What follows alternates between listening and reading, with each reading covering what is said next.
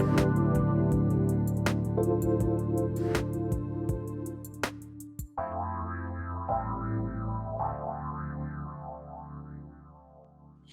afternoon, everybody, and welcome into another show of the Diane McClay Show on the Cornelia Stephanie Media Network and Transformation Talk Radio.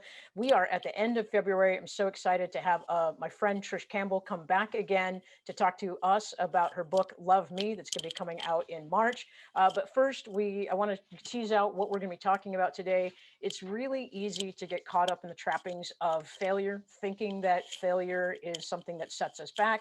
But the reality is that failure is here to teach us a lesson. Trish has a great story to share about something that happened on her journey while she was writing her book. And as always, we appreciate you being here. Trish is a writer, a transformation coach. She is the founder of invibe.ca, and she is committed to helping and motivating individuals through their own personal evolution, through a transformative process to remember who they were and who they really are meant to be. Trish, thanks for coming back in, and nice yellow. It makes me think of springtime. It's good to see you. Thank you for coming back and talking to us about your book, Love Me, that's coming out. Yeah, thank you so much for having me again. I feel like we just did this, but it's so great to be back. I appreciate that. And we always have so much to talk about. So especially around this topic, I feel like we could talk for hours. So Well, yeah. we do. And one of the things that we'll direct people to is you're going to come back. I think you're going to be one of our regulars because we actually have a lot of in-depth opportunities to really kind of dig at some of these topics. We're working with the producers of Transformation Talk Radio and the Cornelia Stephanie Media Group to create a live audience after the show. So when we get that set up for my show, we'll have an opportunity to really dive in with people personally and individually when you come back. How does that sound? That sounds awesome. I would love that opportunity to interact and just have that dialogue around all of the things that we're talking about that are helping us on our path. Right. And let's get started. So Yeah. last time you were on the show, we were talking about how it's easy to fall into the trappings of other people's expectations. And then you were actually in the process of writing your book, Love Me, and let's set the tone for our listeners about the story about why you wanted to come back on. When you were writing your book, you had an expectation that you would have it published and in people's hands by February 14th. And you came close to that date, and lead us into a little bit of what you experienced and what you observed about setting that deadline and then not meeting it. Speaking of Okay. failure. Yeah. So interesting process. I had originally intended to, when COVID hit last year, I had planned on doing a 2020 publication for my book, and then I said, okay, let's slow down for a minute. And so then I set a new date of February 14th. And that was for various reasons, but I set that date not knowing, long term what was involved in the process. And so it was just kind of an arbitrary date.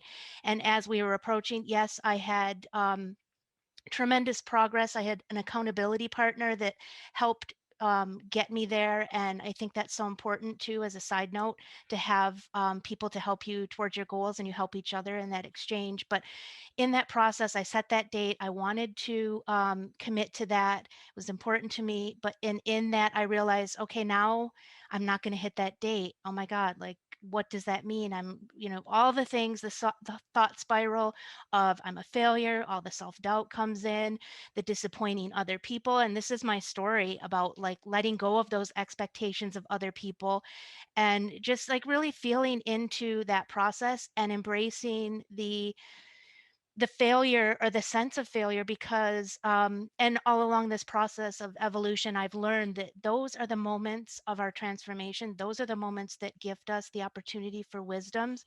If everything was so easy, we would learn nothing. And so I think that it's important to reframe what failure really means. It's part of success. And it goes back to what we were talking about, those expectations and the societal conditioning around success. Success, first of all, is subjective. And it's, so it's, but we have this sort of these boxes we think we need to check, like I've talked about. And it's really about reframing the failure as an opportunity for growth, an opportunity for a transformation, and learning for the next steps, like knowing what not to do next time, Right. I agree that, essentially. and I want to I want to reiterate that reframing the failure for our growth. Mm. And for the listeners who can't see my office, I have two words on my wall. One is choice, and one is courage. And first of all, having the courage to reframe something, having the courage to be curious about what went wrong, rather than judgmental about why it went wrong or who's to blame, I think is very critical in our transformation process. And then the other part that I think is important is we get to choose how we define ourselves, either by our failures or by our successes. So when we can change a perspective, when we can look at it from a different viewpoint, when we can come up with a different option about why that happened or what we could learn from it when it doesn't go the way we expect, I really think that's essential to us owning our own destiny, stepping into that. Would you Right. agree? I 100% agree. And choice, how you mentioned, that is so important because in that process of when we're in having this awareness that we're quote unquote failing, it's having the awareness of that showing up and the awareness of how our past patterns may have been. And it's an opportunity for a new choice to do something different and to not beat ourselves up, but to find compassion for ourselves and in that process and not judge ourselves, but yeah, take that opportunity to explore what the options are moving forward and go from there, from those wisdoms and apply those. And talk to us a little bit about how did you show up when you had this false deadline, Mm, not false deadline, but it was one that wasn't realistic, but you didn't know it at the time. yeah. How, thinking back now, how were you showing up as that deadline was approaching for yourself and Mhm, for your project? And then how did you show up afterwards when you had the courage to shift your perspective and mhm. give yourself a break and look at what could be improved? Right. Well, it's interesting because again, we think we've grown and we're beyond, we're evolving and we're constantly evolving, but we're constantly being brought back for these opportunities for another layer of growth and another layer of healing.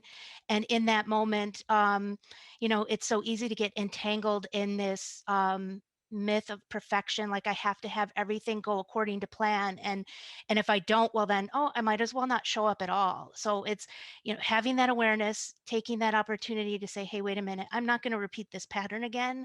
I want to choose differently. And I want to look at this as a way to learn from this error. Like, first of all, don't set arbitrary dates that and that this is a process. Any project is a process, especially one you've never done before. I've never written a book before. So yes, I can have my plan and this is the calendar, but there are so many other variables, as we have been taught recently, like that can be unpredictable and come in our way. And it's, finding those ways to move through that with courage, not getting stuck in our fears and letting that hold us back from moving forward. So for me, it was, yeah, again, reframing that in my mind and understanding that it's okay. We are imperfect by nature. So it's okay.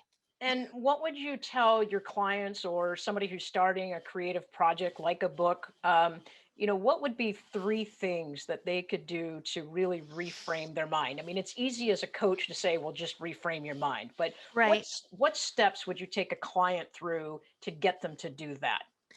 I mean, I would say like failure is not a bad thing. It is not it's something that we're taught we need to avoid, that we need to show up to appear perfect, and this myth of perfection is what is so I it's so troublesome in our relationship with ourselves, with our relationship with other people, and just with everything. And um, not understanding that failure is part of our success. That we can't, like I said before, if it were so easy, we would not learn, we would not grow, we would just be like, what would be the point of anything if we're not continuously evolving and growing and applying these new wisdoms? And just understand that failure is our human nature. It is, there's no such thing as perfection. There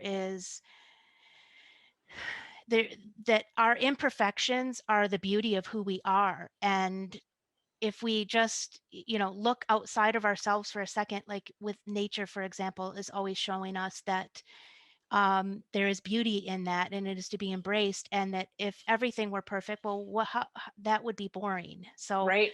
um, and the other thing I would say is, like, start from where you are. You don't have to know everything. You don't have to know everything about everything that you're setting out to do. You can learn as you go. You will make an impact with with yourself, with your whatever, timelines you set for yourself. Even if it's not within those, any little step forward, like, start where you are and just keep going, and don't be held back by that failure, because I feel like that's a key component to being successful. You know. And I want to tap in on that.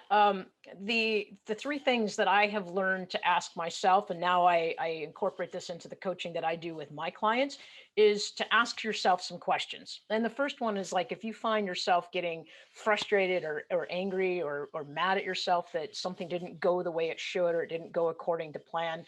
I mean, first of all, stepping back and saying, I mean, the reality is we're not trying to, save lives with Mhm. almost, I mean, some of us might be, if we're doctors or nurses or that, but in general, we're just trying to contribute to the world in our own way. So Mhm. giving ourselves that grace. But here's the first question I like to ask. What am I reacting to?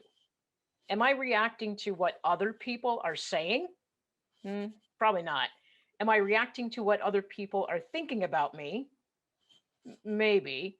Or is it more likely that I'm reacting to what I think other people are going to say about me, or how I think I should show up for other people? And Mhm. the difference in those four questions is, the first two is, what's happening in my mind and my heart versus what do I project is happening that's coming at me from other people. And more often than not, it's coming from us rather than Mhm. coming from, I don't have anybody in my life saying, why didn't you get that deadline done on time? Right. Right. If I have a coach in my life who's holding me accountable, that's a little bit different because we've Mhm. made an agreement.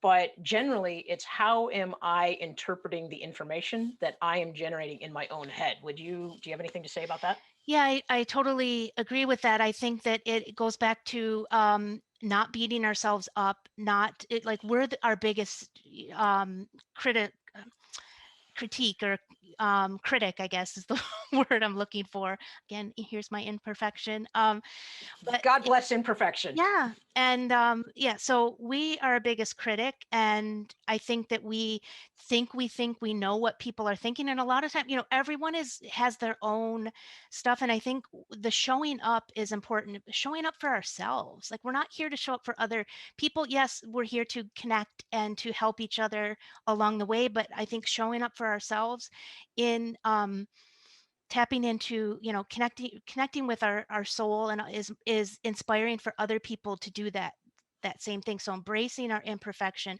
understanding we're human, bringing that to the forefront.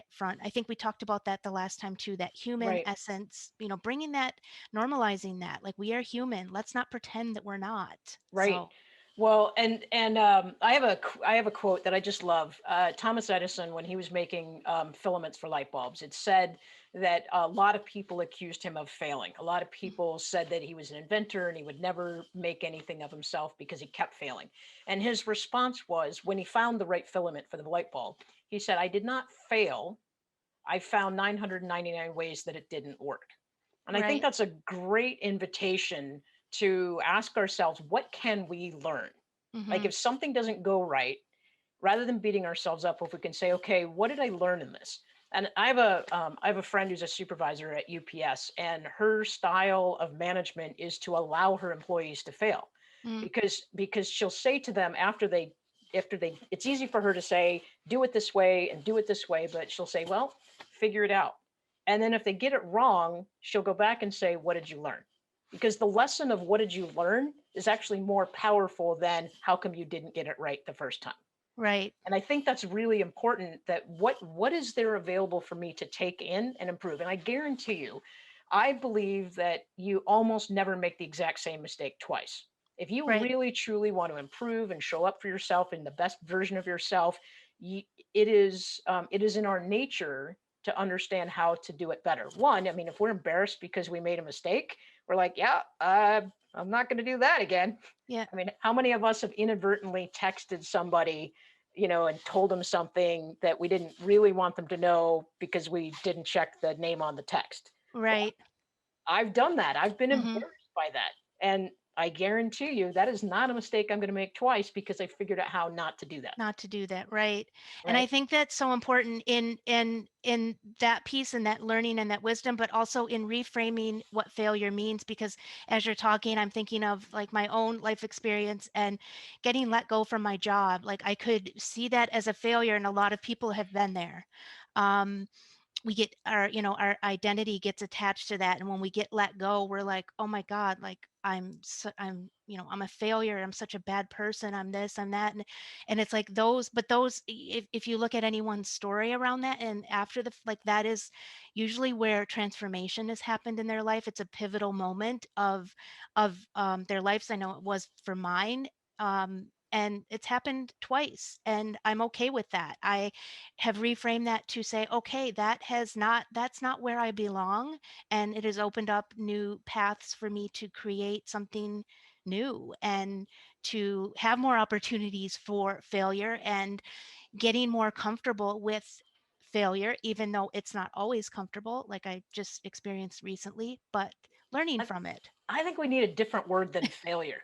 Failure is Yeah, like, because it it's so has such a, like, even in my body, when I hear failure, it feels very heavy and icky and hmm like, ooh, I don't even want to manage the word failure. Like, just the fact that I'm suggesting a different word is funny, because there's something about not embracing the word failure.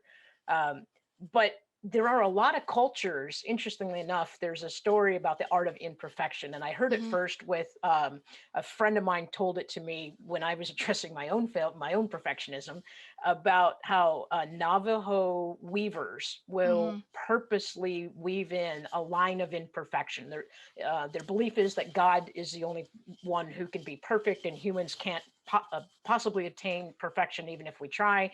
And so, by deliberately and artistically incorporating something that is asymmetrical or out of alignment, or not according to the pattern of the weave, is hmm very, very deliberate. And I did some research online. In India, in the district of Punjab, there is needlework that is hmm done where different types of colors of beads might be put in to ward off an evil spirit, or there might be a different stitch that is made to celebrate a specific occasion. Japan has the art of wabi sabi in their pottery. hmm So there are cultures around us that embrace the concept of flaws, imperfection, artistic hmm design. And I think there's something we can learn from that. I think so too. And I'm so glad you mentioned all of those because I mean, we've talked about that as well, but that weaving of imperfection, it opens up it takes away the negative aspect of failure, first of all. But specifically around the Navajo story, I think that purpose is so that like, and I think this is so beautiful, is that so the artist can enter, so artist soul can enter and exit the piece, and it's like, connecting your soul with that piece for that moment. I see you just got chills I maybe. did, up and down my spine and my And arms. so it's that, but it goes back to this thought of our values have been materialistically driven versus intrinsically driven in society. And it's like coming back to the intrinsic, the inherent nature, the intuitive guidance that's within us with our soul, that connection, and taking those wisdoms from all these cultures that are, kind of hidden, and, bringing those out to the forefront, because that is ultimately honoring our human nature. And I think we need more of that. And I know that you have actually embraced the art of imperfection, weaving that into your story, Love Me. Hmm. So, real quick, let's tie that in. We've got about 10 minutes left. I know you have a special piece. You're going to actually read Yep. a poem by you to our audience that means a lot to you. So, give us a little bit about Love Me, tie it Hmm. into imperfection, and then let's migrate into that beautiful poem you wrote. Yeah, sure. So, I mean, the story behind the book is my own journey in understanding all of the things, all of the ways I was showing up imperfectly, and learning from that. Just each time, every time I was faced with something, learning from those situations and taking away something new that I could apply in the next path forward. And this story is about me kind of unraveling that myth of perfection within myself, and just allowing myself to show up just as I am. And we are all like already worthy of it all just as we are. And so not having to prove anything to anybody to that we're perfect, that we're good enough, because we already are all those things. So that is, yeah, I hope by me sharing that, that it inspires other people in their own Well, journeys. I was fortunate enough to get a draft copy of your Mm. book, so I don't physically have one in my hands yet. But the story is beautiful. There is what I appreciate about it is the level of confidence and courage that you bring into articulating each piece of that journey and each piece of your story. And Mm. I think it's something that readers and listeners will. I think it's something that people need to read because even though it's your story, the examples that you bring to life, I think, are things that everybody experiences: job loss, relationship changes, questioning what your place in your family, your friendship circle, your society, your community. So almost every time when we're on the show, we always talk about how you mentioned it earlier about how nature really is the art of imperfection. About Mhm. how I told the story I told you was it always fascinates me how well trees survive after a utility company butchers half of them. Like Right. the utility company comes in with a big brush hog and they chop or lawnmower down the side of the tree that faces the power lines so that the power lines don't um, get damaged by them. But it's amazing to me to watch how resilient a tree can actually be Mm. when it's not perfectly manicured, it's not groomed well, or it's not pruned the right way. And so let's speak a little bit about how nature helps you balance. I know Mhm. for me, whenever I feel out of touch of anything, I just go outside and I can just sit and breathe or look around me, and I feel automatically better and inspired. So Right. connect to nature, and then let's bring in your poem, and then Okay. we'll tell people how they can connect with you. Sure. So I think in nature, just you go and you look around, it's just looking outside of yourselves, and you'll see like the trees in nature not being cut by for a power line purpose, but just growing. One side is like larger than the other, more full. And we don't judge that tree. We say, oh, that's the beauty of it. Or, um, in my book, like I talk about the flowers that we plant the seeds for, and we're watering them, and we don't get mad at them because they're not growing fast enough, or they're not, turning out. We just let them be and grow. And there's this natural intelligence that reminds us that that also is in within us, and that we, sometimes shut that out. And it's like embracing that imperfection that nature is constantly showing us on, whenever we're in it. Um, and I think of like we have a full moon coming up. The full moon, if you see it in its fullness and just in its clarity, it's so beautiful. But put some like clouds and mist in front of it, and it's like even more so. So it's like that's imperfection, or that's the beauty of imperfection. So I mean, those are a couple examples. So we're really surrounded by it. So we got 5 minutes left. Bring us in. Read us, Okay. please bestow us with your artwork and your poem, and Okay. then we'll tell people how to connect. This is This is Love the Me. book, Love Me, Awakening to Healing, Self-Love, and Liberation. And this is a poem called Nature Shows Us How. Overlapping the old and new, nature shows us how. The scent of one season lingers, The crisp air of the new enters in and chills my skin. Both envelop me, both revealing evidence of me, of us, this existence, this life. The whispers of nature surround me, turning leaves all around, wafting, floating, Mother Earth shedding her skin in bold color, icy, cool snowflakes kissing my nose softly. Everywhere around us, reminders of the infinitely unique expressions of one divine light we are. It somehow all works, this space of transition, the unknown in between, its initial discomfort, its mystical, enigmatic essence overshadows curiosity, and then we flow. We weave in with it, and we trust. We trust the wisdom of natural intelligence. We trust our interconnectedness with nature's acuity. We weave in and through, and we feel it. We embody it. There is no becoming. We already are. We always have been. One hand stretched behind us in the process of letting go, one hand extended in front of us, reaching to touch the edge of the unknown. Always we are carried, always we are connected, each a part of this greater power. Nature is the infinite, indivisible, and unnameable, and it always, always knows the way. Thank you for that. No, thank you. We've got 2 minutes left, but you reminded me to just slow down and Mm. breathe. You reminded me to just be present. And we've got to have you back on when we get this book launched in Yep. March. Tell people how they can get a hold of you. Okay. I mean, I'm always on Instagram. So at invibe.ca, very active there. You can message me, shout out. There's email access through that. My website, www.invibe.ca. Those are the two most accessible places to reach me. And yeah, thank you so much for having me here. No, thank you, Trish. And in that moment, so I guess the final words I would have to our listeners is wow, first of all, Trisha's reading of that poem, I don't know about you, but for me, it just totally brought me down to just in a positive way, a lower vibration where I could just absorb.